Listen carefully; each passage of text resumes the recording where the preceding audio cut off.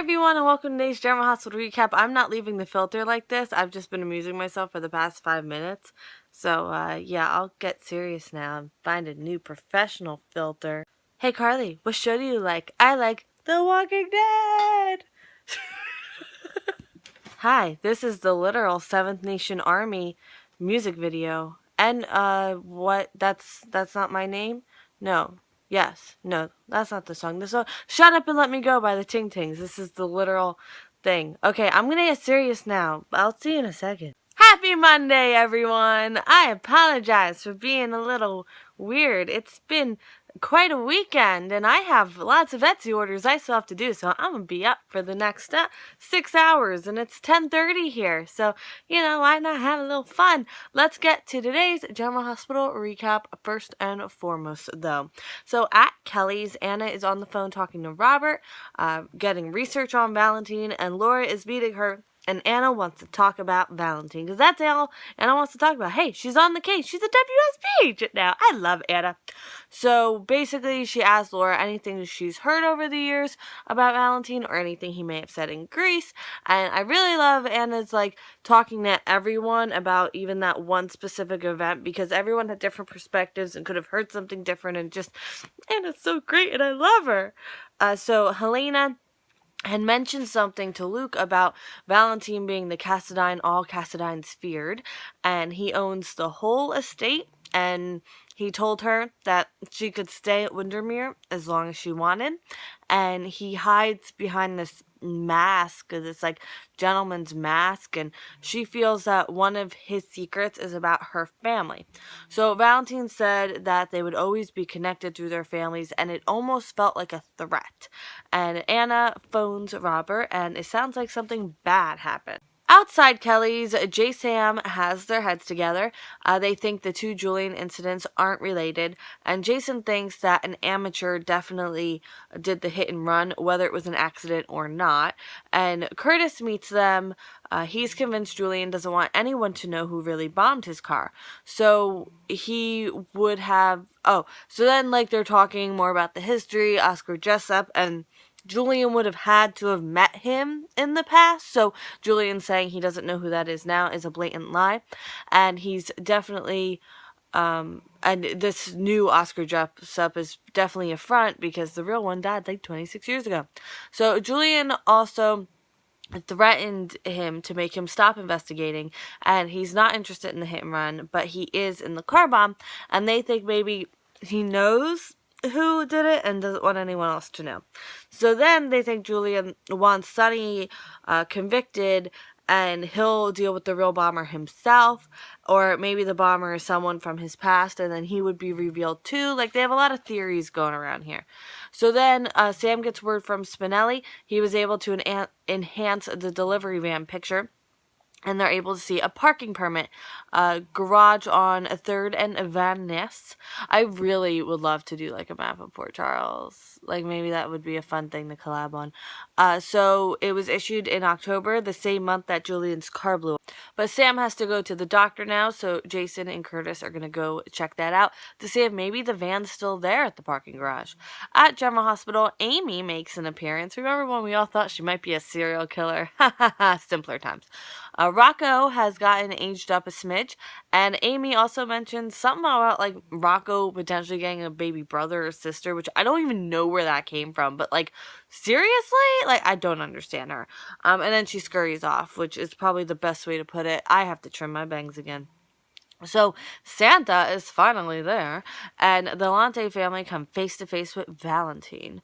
So Lulu confronts him and won't let him to speak to Rocco, and in that moment where Lulu's kind of getting in his face and blocking Rocco and confronting him, all of a sudden I wasn't hating the idea of Charlotte being hers, because just picturing the potential of her standing up to him and claiming Charlotte as her own, and I don't know, it ignited something in me, and I was like, what? Because I've hated that idea. I really have.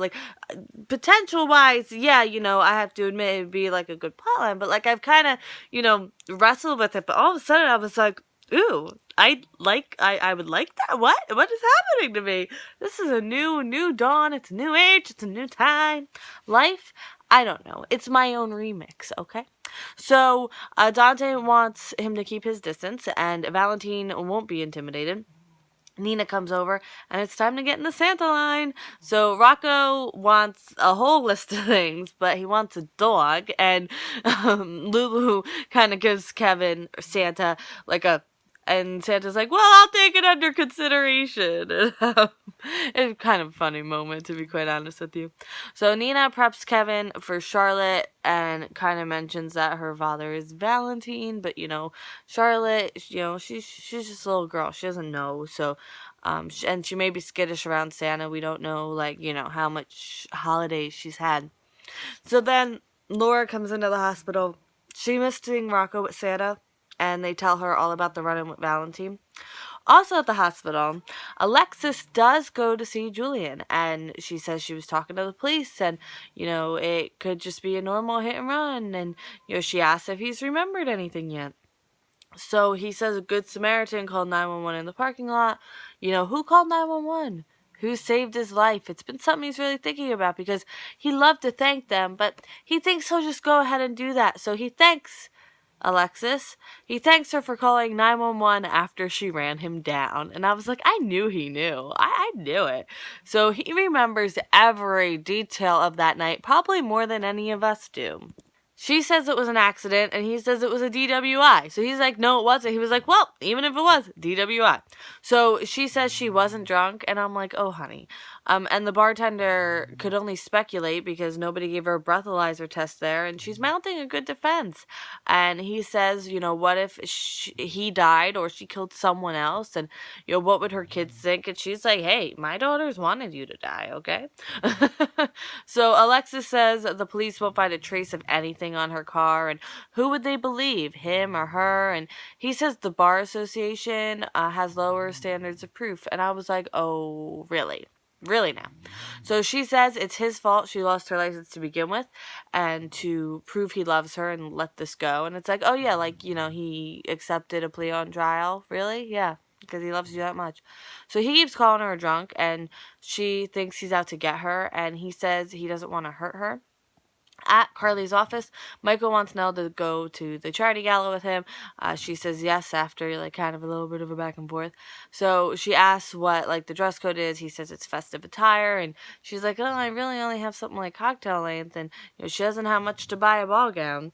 And he says it's okay. He knows Maxie Jones, and who works at Crimson, and there's plenty of dresses to borrow. And she says she wouldn't have fun in a borrowed dress because she's afraid something would happen to it, which I get. But also, considering her recent activities, I'm not buying that excuse. It may sound rational, but I'm not buying it. Plus, if you buy a ball gown, I feel like you're also you're not going to be reckless with it. I mean, you did drop a lot of money on that. It's not like you're going to be like, oh, I own it, so just pour the wine on me. You know what I mean? You're still going to be careful. So in a way, I get it and I don't get it. I get it and I'm skeptical too, and he says it's okay. Oh, I already said that. Haha. So he says, then Maxie can help with other stuff, shoes, jewelry, da-da-da-da. And she says jewelry would be even worse because I'd be worried about losing it. Now that I get, because you don't want to be wearing $15,000 worth of someone else's jewelry and something goes missing. That, totally 100% understandable. No matter her recent activities, I'll buy that. So then she notices her necklace is gone. Where could it be? Well, I wonder. At Sunny's place. Yeah. So Carly tells Ava to get out, and then kind of they get really into trash talking, and I was like, where's my popcorn? So Morgan gets brought up a little bit more than he probably should have, which is probably 0 or 1, So Ava goes low, as always, and Carly, I know, I'm just throwing so much shade. Carly is like, oh, I thought you loved Morgan, and now you're using him as a weapon, just like with your kids. So Carly sees she's just going after Sunny now because she thinks he's vulnerable. And Carly says Sunny won't be convicted of anything. He didn't confess to anything. And Ava's kind of a little upset now, like, because I think she expected to have a lot more of the upper hand than she does. And Carly says Avery will stay with her if Sunny, by some chance, isn't able to take care of her. And after Ava threatens court action, Carly threatens to put the Ava Paul tape online, which I totally do not support 100%. Revenge porn is never, ever okay. And Ava says that that's not a crime, and Carly says, well, murder is. So she paints a picture, maybe Ava knew he was a murderer, which she did. Well, towards the end, but still, she did. And they may, the police may investigate and might charge her as an accomplice. Who knows what they'll dig up? And isn't it better for everyone if the custody agreement stays in place? And Morgan gets brought up again. And Carly says Sonny's a good father and Avery belongs with him. And Sonny will do Ava the favor and forget she kept bringing up Morgan in this conversation. And she can pick Avery up on her regular day. So so Ava leaves. So Carly doesn't want her and Sonny to get stuck in the loss.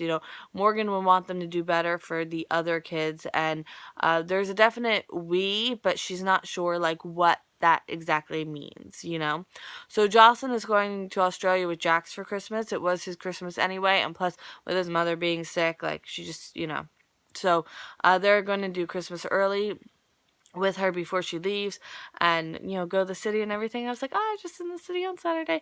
We didn't see the skating rink.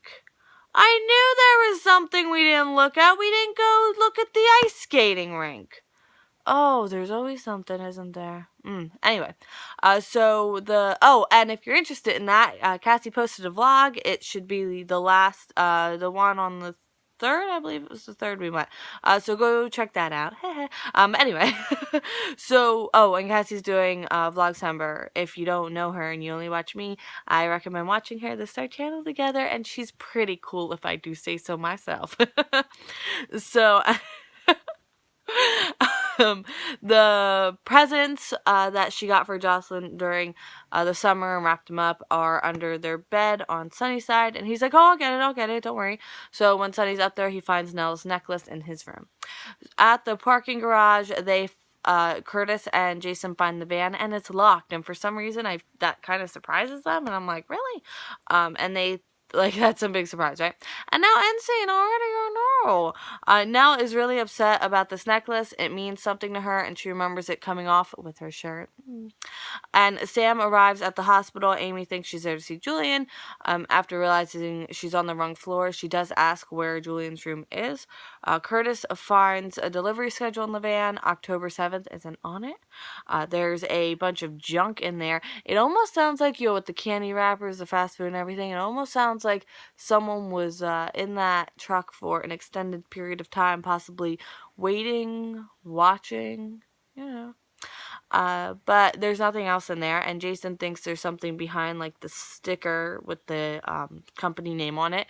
Julian says the hit and run will be he and Alexis' secret if she does something in return, and I'm like, what?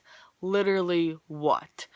So Bedlington Academy burned to the ground, and the headmaster was killed, and the arsonist was never found. Interesting.